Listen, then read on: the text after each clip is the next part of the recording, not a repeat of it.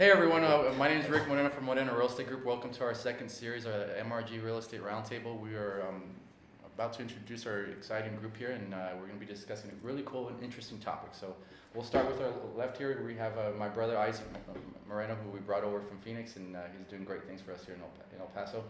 One of my right-hand man, Brandon Lane.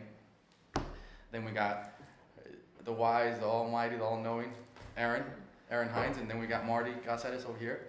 And then to Bethany's right, we have Israel Favela, and then I'll let Bethany introduce herself. Hi guys, I'm Bethany Lester. So for our topic today, we will be talking about for sale by owner. To get into it, I would like to ask, so let's say if I am looking for a home, why would I go ahead and choose to be a for sale by owner? Who would like to answer that first? I think the top thing is obviously they're trying to save money, right? So by doing for sale by owner, they hope to save commission on the buyer's agent or the seller's agent. So I think that's the top thing that for sale by owners sell their home by themselves. Their logic is based on what though, guys? What's their logic based out of? You're looking at the idea that the typical commission in pretty much across the country, it varies. Some say 7%, some say 6%.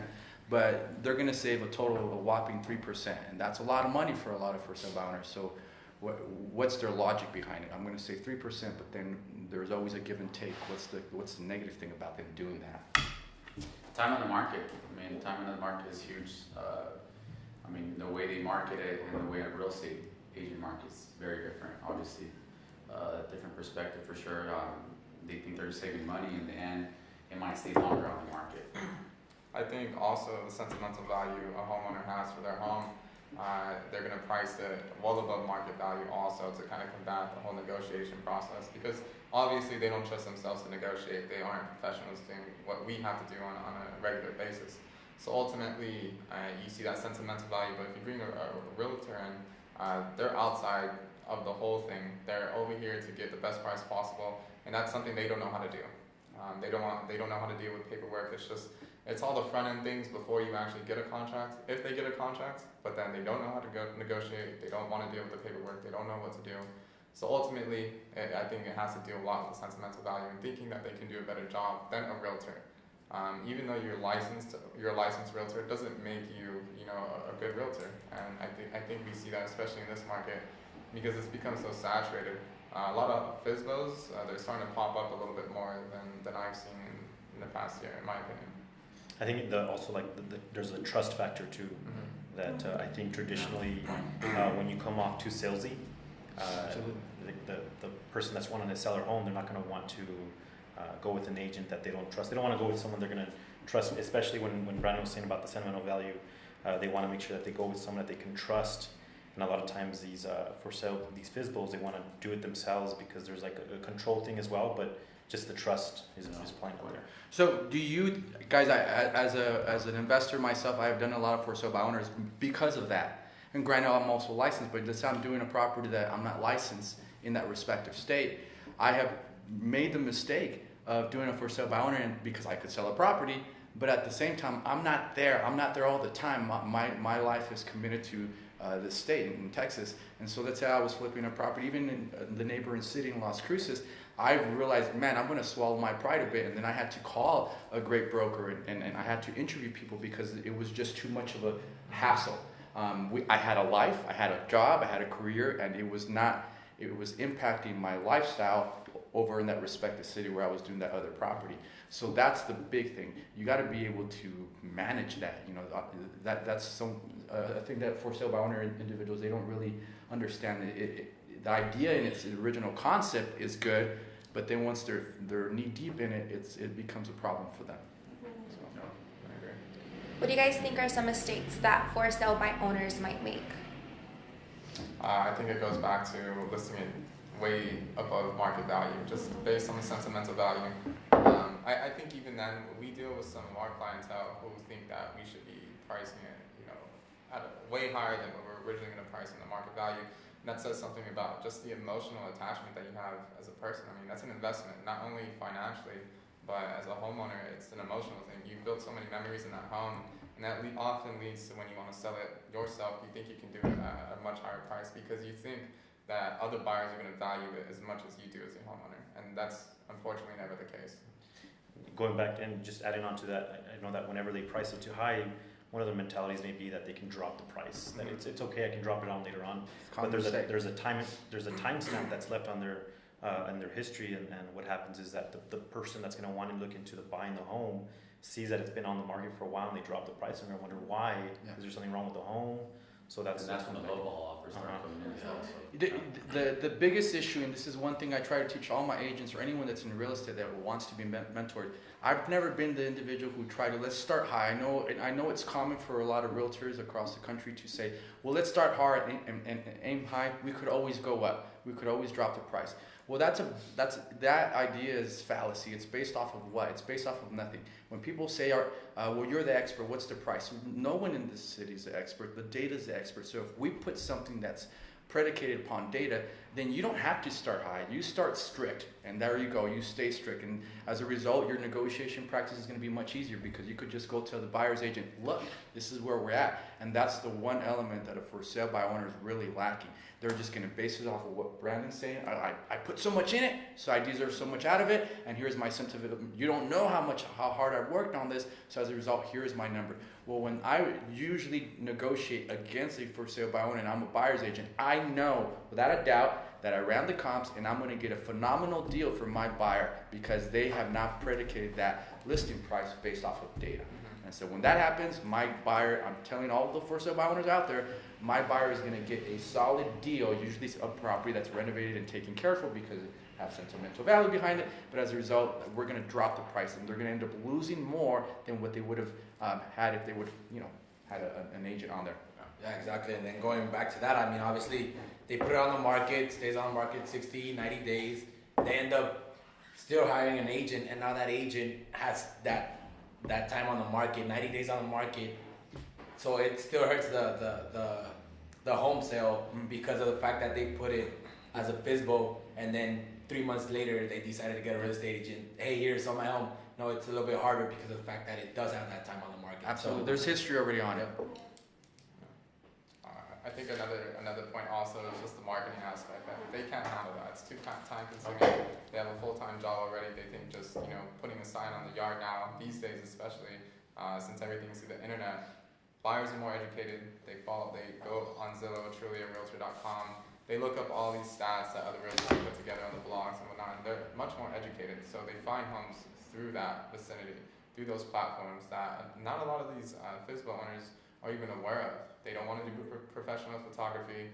Like Rick and I have been saying, the sentimental value, they feel that they can dictate the price and the market value. And their home, they're not going to get back what they put in. And ultimately, it's just a marketing platform that takes a lot of time, and that's what we're hired to do. Exactly. You have choose a realtor who wakes up every day thinking that they're going to sell your home, or somehow that's their focus. Whereas you're a for sale by owner, you're a dad, you taking your kid to soccer practice, you're a mom, you have a football game on Saturday. Well, guess what? On Saturdays when people want to see homes, and what are you going to do? You're going to cancel showing behind a showing behind a showing behind a showing. You're never going to get the traffic that you need, and when you do get the traffic, you're going to push it away because you have more important things to do, and that's buy groceries, go to your job, take the kids to an event, or whatnot, and so it becomes very difficult for you to manage that. And most for sale by owners, they have to be present when they're showing their property. Whereas if you had a realtor, they would handle that. They would handle it. That's their job. Yeah. And I think a lot of for sale by owners, that's something that they overlook a lot. It's very time consuming with the staging, the planning, the showings. And a lot of the times you have people who want to just come see the house just to see the house. They're not necessarily looking to buy, but you have to take that into consideration. So it's very time consuming, and I think a lot of for sale by owners don't take that into consideration. Whereas realtors, that's our job. So it's nothing for us to accommodate these people and do the showings. Absolutely. Absolutely. And I think, another top mistake is, like Brandon said, the pictures. Make sure if you guys do a FSBO, no one's gonna change your mind. Make sure you guys hire someone that's professional, takes professional pictures, and make sure you guys clean the house, stage it a little bit better, so that way it shows a little bit better. Because those pictures, some of the pictures that you've seen online, right? Where people leave the kitchen a mess, everything a mess, and they still take pictures, post them online. you gotta show the house. The pictures are gonna, tell a story to the buyer. So if they like the pictures, they're gonna hopefully show up at your house. If they don't, they're never gonna show up. Absolutely. So I guess after realizing all the mistakes that for sale by owners make, why would you suggest to hire an agent to do your job? Number one, less days on market. Less days on market will mean a quicker sale. The less days a property is on market, usually you're going to get a higher retail value. So your price at the end of the day is going to be more sustainable. It's going to be a little bit higher than what you would garnish if you would be getting a for sale by owner transaction all on your own. And then the negotiation aspect, who wants to talk about that? You're going to lose money. Right. And just adding on to the negotiating part, there's something that an agent develops over the years that they're in real estate, is that they develop these relationships with like the title company and the loan officers and stuff like that. And there's little things that can happen. I mean, if you treat a person well, you have a good rapport with them, a lot of times they're going to work to your advantage or maybe work quicker. So I'm working on a few for sale by owner deals right now, and I always tell the for sale by owner, they actually want to cut my buyer's agent commission, and I say there's enough inventory in the city that I'll find something else. Number one. Number two, I'm going to be doing your job. So in fact, I should be getting more than normal 3%. And they're like, well, that's very cocky. It's not. Think about this. You are not represented by anyone, right? So I put an offer to you. Now, what are you going to do? Are you going to submit that to the title company? No, because you don't even have a title company that you have a preference with. Do you have that relationship with them that Israel's talking about? All right, so then we're going to be submitting an inspection. Are you going to be the one allowing the inspector there? Are you going to be there bugging the inspector? There's so many. Do you even know what a repair amendment looks like? Do you understand what that dynamic is? Do you understand what an option period is? There's so many things and intricacies within the contract and time periods and whatnot. For example, I had a for sale by owner that had termites in it, and I said, you're going to complete a termite report or termite treatment. And he's like, I'm not going to do that. Okay, cool. My lender is not going to allow us to fund on this deal unless there's a complete house termite treatment. And he's like, well, who says that? The lender. So he's like, well, get another lender. I'm like, that's every lender. So here's that dynamic. They don't get that. Yeah. They don't get that. So that's super important there. And because we know this about for sale by owners, a lot of the times, unfortunately, they're not taken seriously by other agents or buyers. They're not taken as seriously as somebody who's representative or who knows how important it is to be represented by somebody. So they usually had a bad taste in their mouth with a previous realtor, or they are savvy enough, and we'll give them that. They're savvy enough that they understand numbers and whatnot, but they don't understand the whole gamut of expenses. yeah. And so They know enough to get an offer, but it's what's between that and closing that they don't understand how to do. You don't have to be a lawyer to do that, but obviously it's taken us a couple times to even understand the whole process as a realtor, that I can't imagine as a for sale by owner having to go through all that, the stressfulness, how stressful it is to negotiate on top of that, then file the repair amendment, negotiate that, and then the whole time you're just stressed out not knowing what's going to come next. So I think that's why they hire us, because we're out of the process. One, we're going to price it correctly. That's what we need to do. First thing is negotiating with them as a realtor, with the sellers. We price it correctly, and it's shown. I mean, data says 93% of the time we price it at or below market value. We're going to sell it right at that amount or even higher. And also more data is 18% of the time we're going to get 18% more if they list it with an agent compared to just putting on the market as a FSBO. so that 3% is irrelevant that they're trying to say. Exactly. We're combating that because we're bringing table elements that they can't even touch, and on top of that, they're losing time. They lose 3 to 4 months, and they hire an agent. The history is already against them. So, And then going back to that 3%, I mean, so you're gonna save yourself 3% on seller agent, but you're gonna spend 3% on buyer's agent.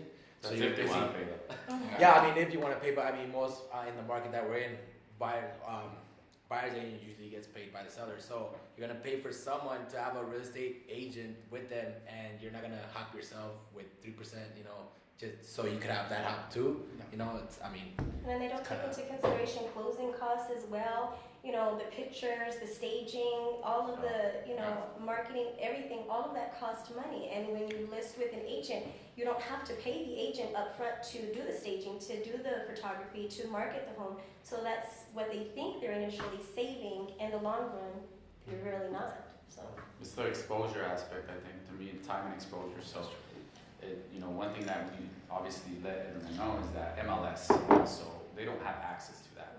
So the agents have access to that, meaning they're seeing their property on a daily basis if it shows well.